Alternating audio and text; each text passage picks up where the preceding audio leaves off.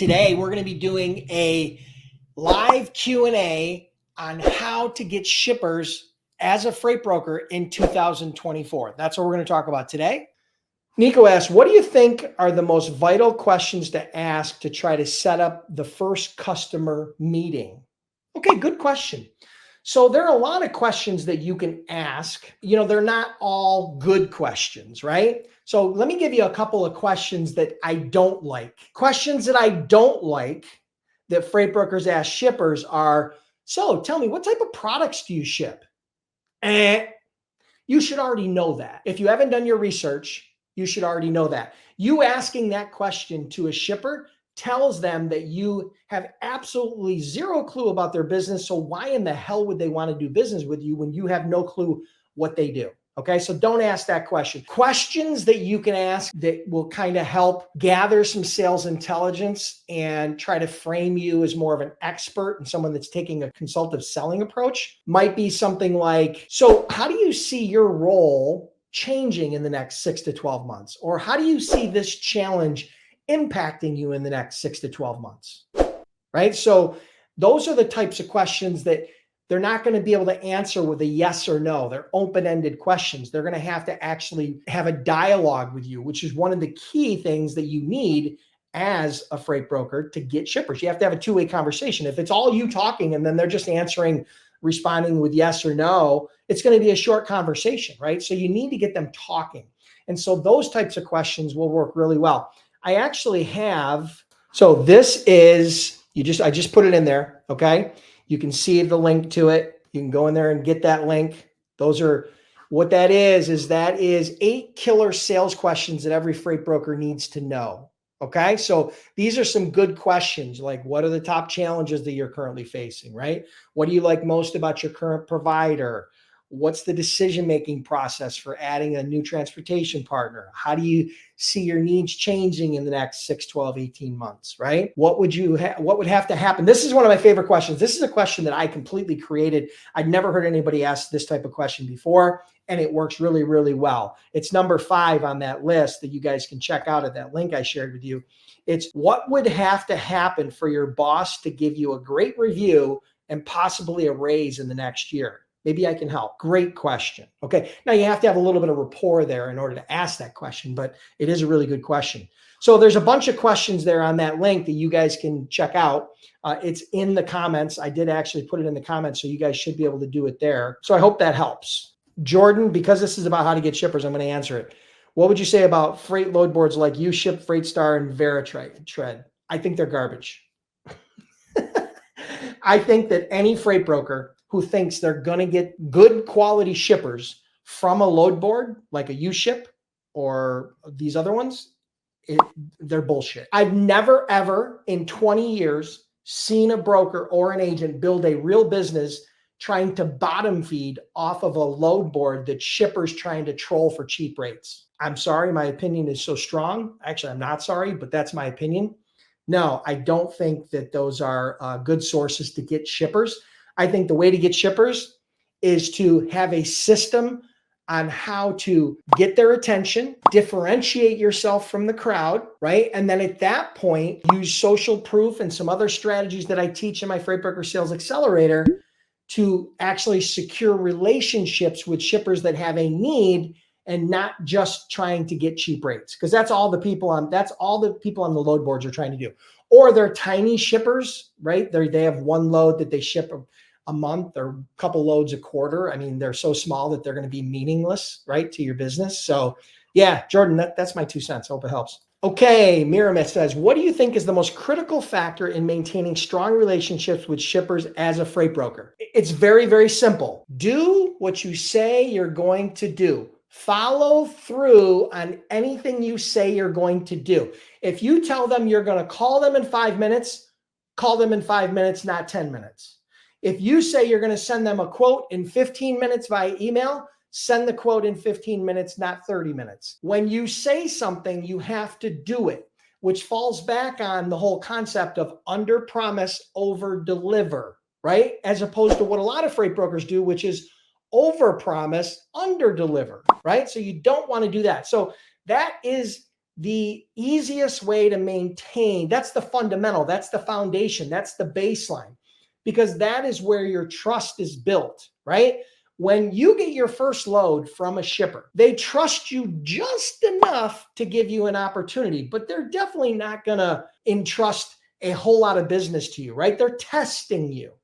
If you do good on the first load and you do everything you say you're going to do, then maybe they'll give you a second load. And then if you do it again, they'll give you a third load. And if you do it again, they'll give you a fourth load. But if in that string of loads, you blow it and you don't do what you say you're going to do, well, then there's a very good chance that you're not going to either get any more freight or it's going to slow the freight down dramatically. They will only promote you to the level of incompetence, meaning they'll only allow you to handle the amount of freight that they feel comfortable that they can trust you with, because you deliver and not just talk, but you actually execute. Okay. So I think that's the fundamental. I hope that helps. Okay, Vicky. Vicky says, I make calls and send emails. I haven't gotten a shipper yet.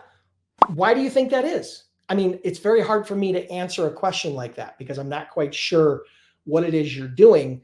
But if you want to try to clarify with a follow-up question, I'll try to build upon this a little bit. And that is the reason why most people, okay, and I can't say it's you, but I'm going to say most people struggle and aren't getting shippers after making calls and after sending emails. Number one, it depends upon how many you've made, right? If you tell me you've made 50 phone calls and you've sent 50 emails and you haven't gotten a shipper yet, well, I'm going to tell you welcome to sales, okay?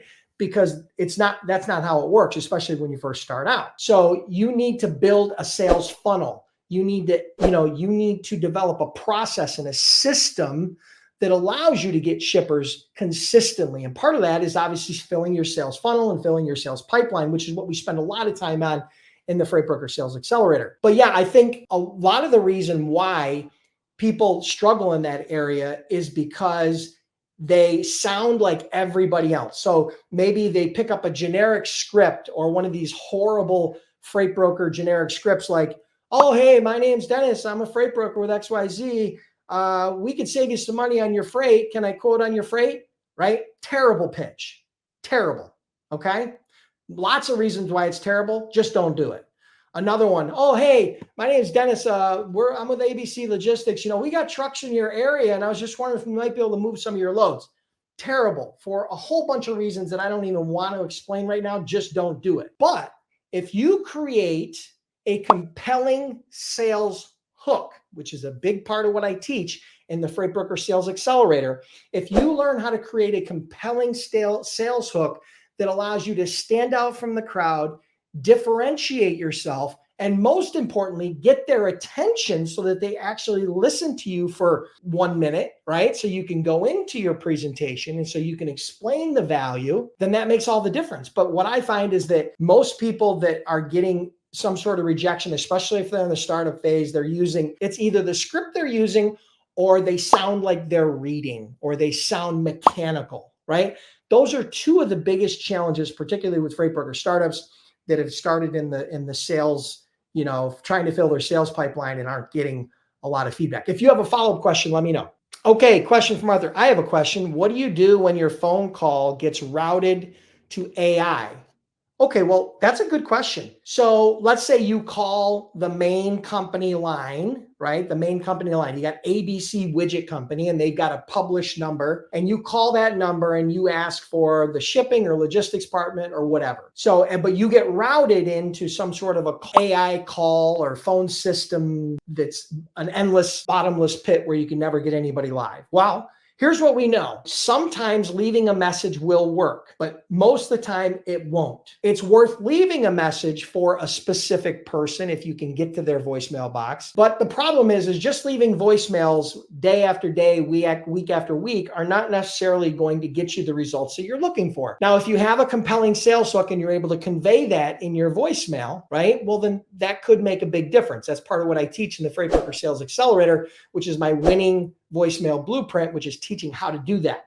But what we know is that the phone is going to be a challenge. So what do we got to do? What we have to do is we have to figure out other channels where we can get through. So for example, maybe email. maybe we could do some cold emailing, find their email address using different tools online like Apollo or Hunter.io, all these different SaaS tools that allow you to find emails, right? You could do some cold email outreach and try to get through that way. You could connect with them on LinkedIn, engage with them on LinkedIn. LinkedIn is one of my favorite ways to prospect. As a freight broker and my freight brokers, we generated over $20 million in annual recurring revenue using LinkedIn without making any cold calls, okay? So you can use LinkedIn that way to build your business, but you got to have the right system. Again, a big part of what we teach in the Freight Broker Sales Accelerator. You could go face-to-face, right? You could do direct mail, for example. You've probably heard all kinds of unique and interesting ideas on how you might be able to send something to a prospect to get their attention. Here's a simple one. If you know that a company is worth it and you really want to get their attention and you're willing to spend $50, okay, to get their attention and to start a dialogue, what would happen if you simply had a pizza or Chinese food or whatever their favorite food is delivered to their dock, delivered to their office with a note on it that says something interesting like, been trying to reach you, Joe, and then your phone number. Something simple. Doesn't have to be crazy. Doesn't have to be super unique. I mean, that's just a simple example of how to stand out from the crowd, okay?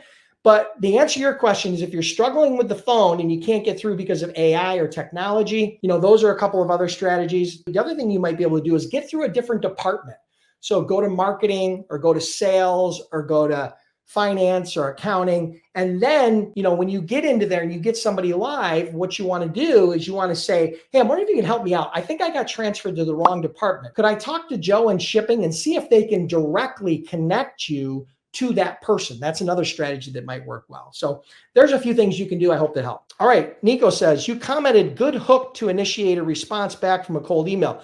Can you provide us with an example of a good hook? Okay. So the secret to having and creating a compelling sales hook is to gather sales intelligence, okay? Sales intelligence is any data that you can collect about the company or the prospect or the industry that you're niching down and targeting and leverage that as a way to enhance the opportunity to get the sale. So I'm going to give you a perfect example, okay? It's a really easy example for people to understand. Let's say, for example, before you called XYZ widget company, you checked out their website, you checked out LinkedIn, you did a quick search on Google, and you found out that they had recently acquired another company in their space, right? In their industry. XYZ widgets had just acquired ABC widgets. And there's a press release about it. There's an article about it. There's news information. It's out there, right? And maybe that happened 3 to 6 months ago, right? So here's a sales hook you could use for that. Perfect example. If you're reaching out, whether that be through email or through phone or through LinkedIn, you're going to use that sales intelligence as the lead in. So what you might say is, hey, Joe, congratulations. I just heard that you guys acquired ABC. Just wanted to let you know that I specialize in helping companies that have recently acquired and are now merging logistics in their supply chain, period. I'm curious how this merger might be impacting your business or might be impacting your role within the company. That's a perfect example. Do you see how it's relevant? Do you see how it's contextual? Do you see how it's different than every other pitch that they got today, this week, or this month? That's how you use sales intelligence, okay? It's got to be relevant and contextual and compelling and interesting and unique. And the way you do that is before every phone call, you don't just randomly dial the phone. Oh, here's the number, 555-12-1212, and then just say, oh, what do you guys ship? Or tell me about your product. That's terrible. What you want to do is you want to spend 3 to 5 minutes gathering some sales intelligence. I'm a big believer in quality over quantity. Now, yes, you have to make a decent amount of calls. You do have to fill your pipeline, but I'm not a big believer in this 100 to 200 calls a day strategy, right? I'm much more a believer in being educated about your prospect, about their industry, and about the contact, and using that to make 50 phone calls a day. So you're going to cut down on the volume, but there's going to be highly educated calls. So the quality of the conversations you're going to have is going to be significantly better. You're going to get more people's attention. You're going to have more meaningful conversations. And that's the system that I teach. So I hope that helps, Nico. Okay, here's a question from TMP Hustle. I use Seamless AI to get past the gatekeeper, but how do you determine who is the right person to talk to if the job titles are not direct? Okay, so the primary job titles that you'll be looking for within a shipper are shipping manager, logistics manager, transportation manager, supply chain manager, warehouse manager, or some facsimile of those. Okay, so if you don't have the contacts that are in the shipping, logistics, transportation, supply chain department, where do you go from there? Well, that's the hard part, right? Most companies are going to, unless they're very small, are going to have some dedicated people in those roles. The best place to find them, if you can't find them on Apollo or Seamless or any of these other sources, is probably LinkedIn, or maybe you can do a Google search. But ultimately, if you don't have those contacts, the only thing you can do from there is try to work your way into another department, like, for example, customer service or sales or finance. Make a friend, make an ally, ask for some help, and just say, hey, I'm wondering if you can help me out. I'm trying to find out who is, or trying to understand, have a conversation with, you're recruiting and asking for some help, and see if you can make a friend and find out who that contact is. Who's responsible, or who would be the best person to talk to about shipping, logistics, transportation, and then see what they say. They may say, oh, that's Joe Smith. Or they may say, that's a really good question. I don't know. Let me look it up in the directory. Or they may say, oh, listen, I'm going to transfer you back to the switchboard. You might not get any help, but you don't know unless you try. Okay. So that's one way that you can try to find out who the person is that you need to talk to if they don't fit one of those specific titles. Okay. Renee asks, what kind of message should you use for voicemail? When you want to leave a voicemail as a salesperson, there's a little bit of a framework. Number one, you want to keep it relatively short. Okay. Number two, you want to create a compelling sales hook, right? You shouldn't say, hi, my name's Dennis. I'm a freight broker with XYZ. Call me back at 555-1212. That's not going to get a reply. Okay. Nobody's going to respond to that. Okay. But if you leave a voicemail that is thoughtful and interesting and unique and compelling and is different than what they continue to hear day after day after day after day, well, then you have a chance at getting a response. But here's what I'm going to tell you. A very heavy percentage of your voicemails are not going to get a reply. But here's the value, okay? It's a touch point. Right? Let me explain to you the theory on this, okay? If you've called them and left a voicemail, and you've emailed them, and you've connected with them on LinkedIn, and you've engaged with some of their content on LinkedIn, and you've sent them a few LinkedIn messages, and you've sent them a few emails, and you've continued to follow up with them, when you do get them on the phone, they are going to remember you because of those multiple touch points. But if you just call and leave a voicemail, and you don't do anything else, and you think that's going to work, it's not. You have to, it's going to take 6, 8, 10 contacts on average to land a B2B client, to land a shipper. It's not going to happen in 1. It's not going to happen in 2 in most cases, or 3. It's going to take 6, 8, 10 or more contacts through various channels. I take a multi-channel outreach approach. Meaning I don't just use the phone, I don't just use email, I don't just use LinkedIn. I use all those channels as a way to increase the luck surface area that we have of trying to start a dialogue with that person, okay? Okay, question from Ayana. Sales advice for a brand new brokerage. We are a carrier, but expanding into brokering. I have been a broker for years, but nervous about starting from scratch with only a carrier reputation. Okay, sales advice. All right, so here's some advice for you as a freight broker startup. You need to niche down. Find a niche. Don't boil the ocean, right? Don't try to be everything to everybody. Find a niche and then brand yourself to that niche. Brand your email signature, brand your conversations, brand your website, brand your marketing materials. Try to position yourself as an expert and an authority around that niche, okay? That's number 2. From there, again, you're going to use and create compelling sales hooks using sales intelligence about that niche, about that industry, about the company, about the prospect.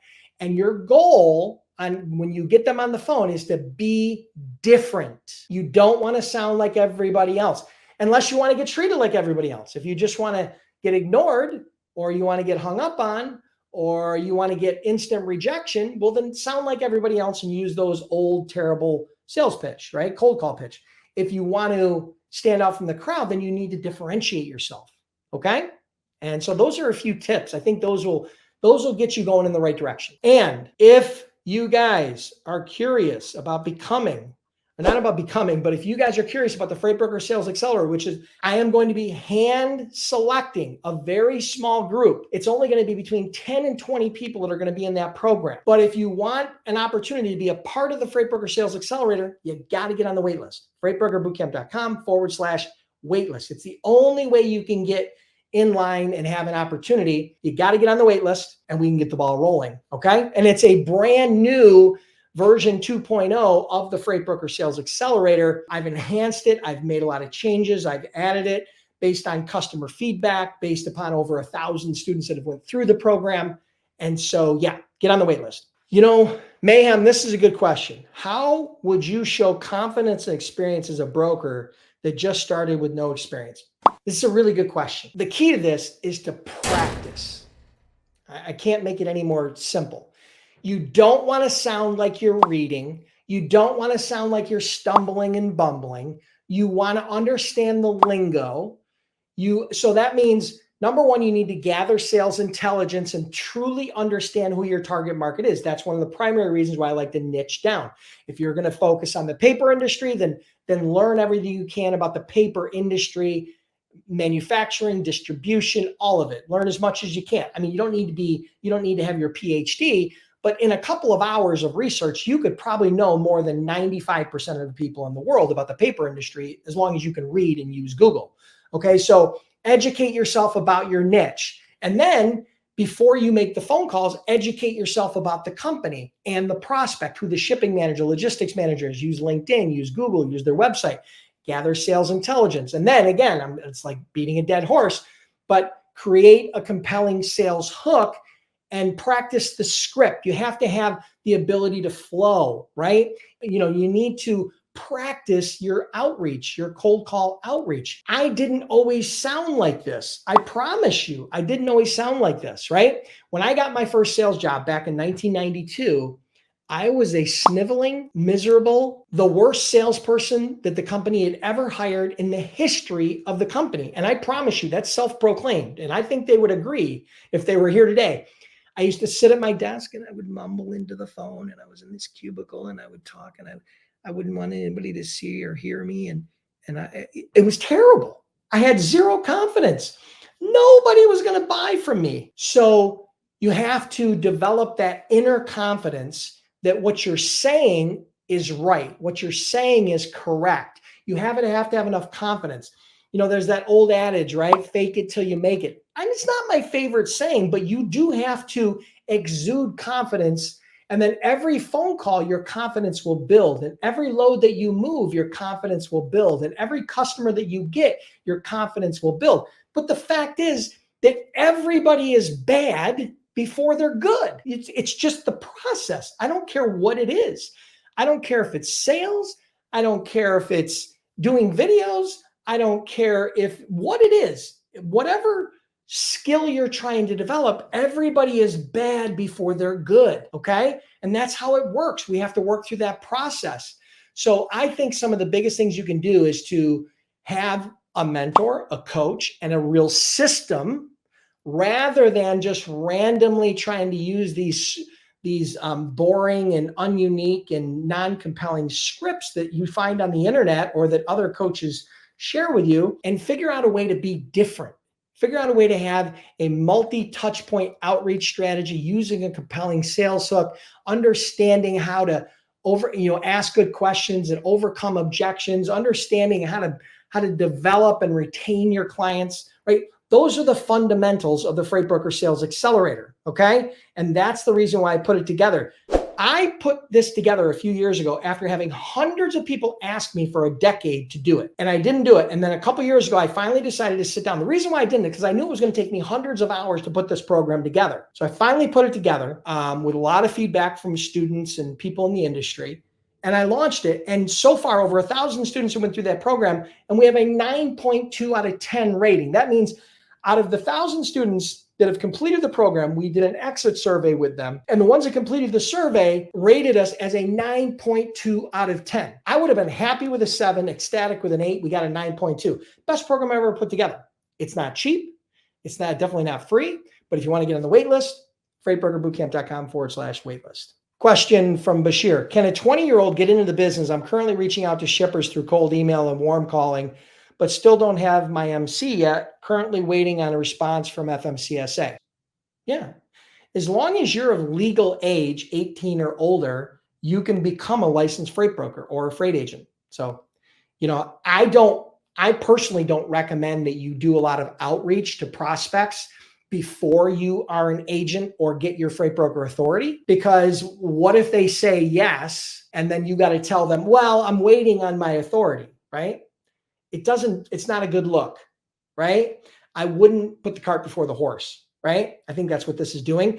I would be preparing and educating myself about my niche. I'd be preparing and educating myself about the prospects and the companies I'm going into business with. I'd create a bunch of compelling sales hooks. I'd be practicing how to overcome objections. I'd be doing a lot of the things that you need to do in order to develop the skills necessary, but I probably wouldn't be doing outreach unless I was an active freight agent or an active broker. That's just my 2 cents. Okay, Nico, when prospecting for new shippers, what role do you believe is the best fit in the organization to try to reach out to? Shipping manager, logistics manager, transportation manager, supply chain manager, warehouse manager. Those 5. Those are the 5 primary contacts that are going to get you directly to the person who's in that department and is helping to manage, run, or help in that realm. Okay, so I hope that helps. Question from Alexander. How often do shippers refer carriers to each other, or do they keep it a secret? Oh, shippers. Oh, yes. So if you're a logistics manager, traffic manager, transportation manager, warehouse manager, and let's say, for example, you have vendors that you do business with or suppliers that you buy from, and they're struggling with some sort of logistics or shipping or trucking need, it's not uncommon for them to share contact information. Yeah, it's not uncommon. If they're part of a networking group of some sort, like a transportation club, it's not uncommon for that. If they go to industry events, like say they're in the bottled beverage industry, and at the bottled beverage convention or whatever, they, meet up with other people that are in the logistics, it wouldn't be uncommon for them to share carrier and broker information. Yeah, it wouldn't be uncommon at all. Now, how often does it happen? I don't know, but it wouldn't be uncommon. I don't think that most shippers are concerned about keeping that carrier or broker secret, because that carrier or broker has different needs than they do. So it's not like their chances are they're not going to be pulling the same capacity away from each other. Okay. So I hope that helps. Shannon asks, should I keep using the free LinkedIn or pay for it as a new brokerage? I already have a Send, TMS, and DAT, just making sure I'm aware of the costs and shippers are coming slowly. Okay, Shannon, so here's what I would do. I would continue using the free LinkedIn account until you start bumping your head on the ceiling and it starts preventing you from making progress. So there are some limitations in the number of searches you can do. There are some limitations in the amount and being able to send different messages. There are some limitations. At some point, you will start bumping your head on the ceiling. But my suggestion is use the free account as long as you can to try to convert and get one shipper. Because then when you get that one shipper, you move that first load. Let's say you make a couple $100. Now you've made enough money to finance increasing it to a paid subscription, like a LinkedIn Sales Navigator or a business account. There's multiple accounts, different types of accounts that you can use in order to enhance the capabilities on a paid basis. So yeah, that's my answer. I hope that makes sense. Yeah, and I agree. Keep your costs down as much as you can. And then once you start generating some money, reinvest that money into the business to enhance it with tools and other ways to create opportunities. Okay, Dennis has a question. Please talk about PTL, how to get quotes, partial truckloads. Okay, so pricing a partial truckload can be challenging. It's not nearly as easy as pricing a full truckload. Okay, so PTL is called the partial truckload and FTL is called the full truckload. For a full truckload, it's simple. You can go on the load boards, you can post a load, you can talk to 5 carriers, you can negotiate kind of an average and understand where the market is, what it would cost you. Let's say that's $1,000 to move from point A to point B, just for easy math. Okay. So a full truckload is pretty easy. You know it's going to cost you $1,000. You add $200 to the top and you give an all-in quote to the shipper for $1,200. But with a partial truckload, it's not quite that easy, but you still need to understand the cost of a full truckload. So you start with the cost of a full truckload and then you kind of work your way backwards. So if $1,000 for a full truckload to go from A to B, it might stand to reason that it would be $500 for a half truckload and $250 for a quarter truckload. But I'm here to tell you that that won't work, okay? That does not work. It's not a direct fraction of the full truckload cost. What I have found is that your quarter truck, right? And I'm giving you quarter, half, full, right? You can break that into pallets if you want, a number of pallet spots, but I'm going to give it, because it's easy this way, quarter, half, full. What I find is that you take half of the full truckload and that becomes a quarter truck. That's usually going to get you in the ballpark of where you need to price it, and that you'll be able to still cover the load and make a little bit of money. And then on a half truck, what you're going to do is you're going to add another 50% on top of that quarter truck. So now that half truck isn't going to be $500, it's going to be $750. So now you'll have a full truck for $1,000, you'll have a half truck for $750, and you'll have a quarter truck for $500. So those will give you some basic ballpark numbers to start from, okay? Now, there is no perfect math here, but it becomes a function of the full truckload rates, okay? It really is a full function of the full truckload rate. A 3/4 truck is basically the same. If you're gonna if somebody's asking you for 3/4 of a truck, they're basically asking you for a full truckload rate. Okay. There's not much you can do if you're going to fill 3/4 of the truck. They're just going to pay a full truck. But if they want a half truck, you can give it to them for a small discount of $750, or if they want a quarter truck, then you're going to give it to them for $500. But that should give you a basic framework on how you can price a partial truckload. I hope that helps. All right, here's a question, long question, but I think it might work. I have a driver who gets loads directly from shippers since they went to high school together, but I have not managed to get more than that. How do I go about that? The driver keeps getting the loads and they don't want to pull the trigger and give more to us as a company. They keep just giving one load per week for the driver.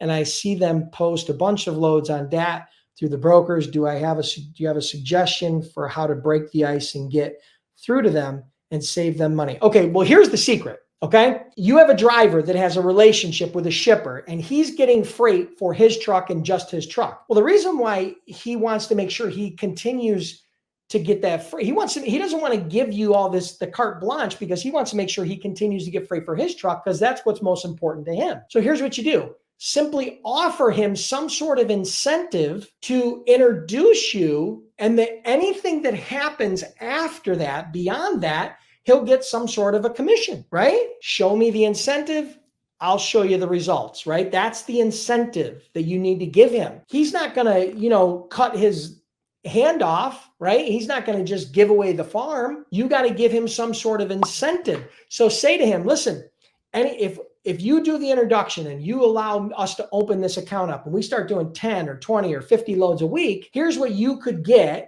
Here's how you could benefit. Here's what you could make if you help us do that. So if you want to get in, that's the secret, right? Trying to backdoor that driver is probably not going to work unless you have his good graces. So that's my biggest suggestion to you. And I hope that helps, guys. Listen, we had some good questions. I really appreciate it. If you guys are curious, and maybe you're in startup mode and you're looking for Freight Broker startup training, you're just getting off the ground, you can check out freightbrokerbootcamp.com, right? Check out freightbrokerbootcamp.com. That's my startup program. Over 10,000 students who went through that program. Many of them have went on to build 6, 7, 8-figure businesses.